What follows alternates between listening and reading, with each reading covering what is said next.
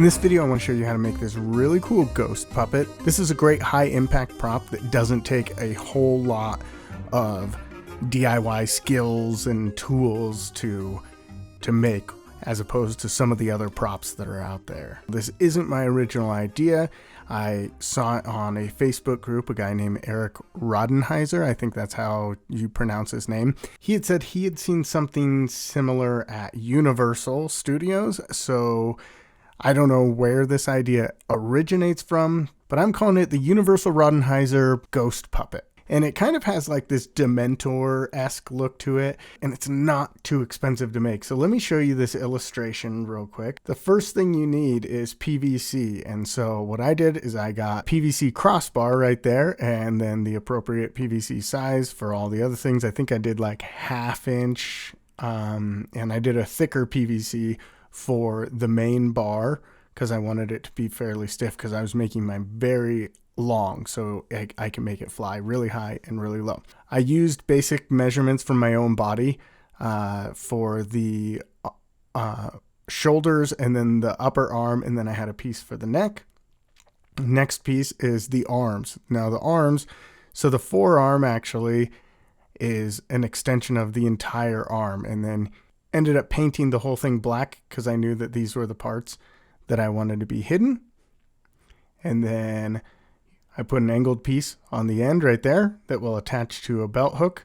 And then the hands are actually the ones that I used were these glow-in-the-dark hands that you can get at Dollar Tree. You can use a heat gun and mold them into the shape that you want, and then cut a little hole out. They slide on. It actually works really well for anytime you need hands. The head, I started off with the base of this Walmart ghost that was like a 7-foot long ghost, and then I ripped off the eyes and stuff from it because it had a decent amount of fabric. It had like some of the parts and pieces that I needed, so it was a good base to start with.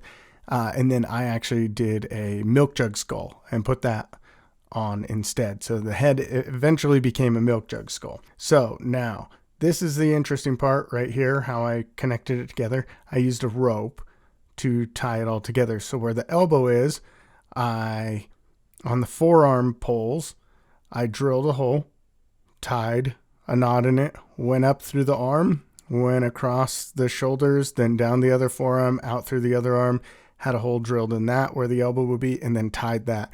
So now you've got the basic structure of the ghost. And then you do want to put in an eye bolt. So you can drill a hole somewhere in the main pole for an eye bolt, and that is because you need to have a neck strap. This will keep the weight up.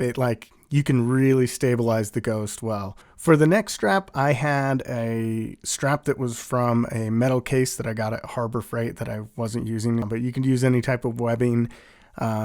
I know one suggestion is to use a saxophone neck strap because that's all padded and nice. I just opted for what I had laying around. So then after you do all that, you layer the whole thing with cheesecloth, creepy cloth.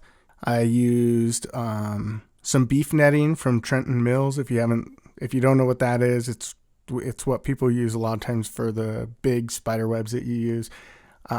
So I used several layers of cloth with different lengths, and then just kind of shredded it up so it had a nice flowy look to it. And that is the basics of the actual puppet and how it goes together. For me, the actor using it, I ended up just using a basic cloak, one of the ones that has the darkening of the face so you couldn't see my face. And then I have a belt, and then that purple thing that I have drawn in there, that is an ammo clip pouch, which you can get on Amazon, or depending on what package you get, you can get 2 of them in a pack. That's what I ended up getting, but I've seen 3 in a pack also. And really good hooks on the belt. Then this little green angled part just slides down in that hole, and then it's easy to slip the neck strap around your head, then grab the poles and you're ready to go. It's super easy to put on and take off. It's just a fun thing to have around. I flew it at kids and they would come close and they didn't realize how close I could get to them and fly it around. Super, super fun prop to have, and gave it a really magical effect, and cars slowing down and pulling over to come look.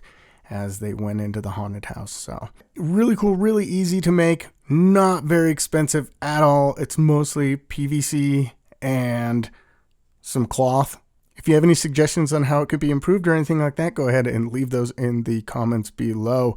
And like and subscribe if you found this helpful.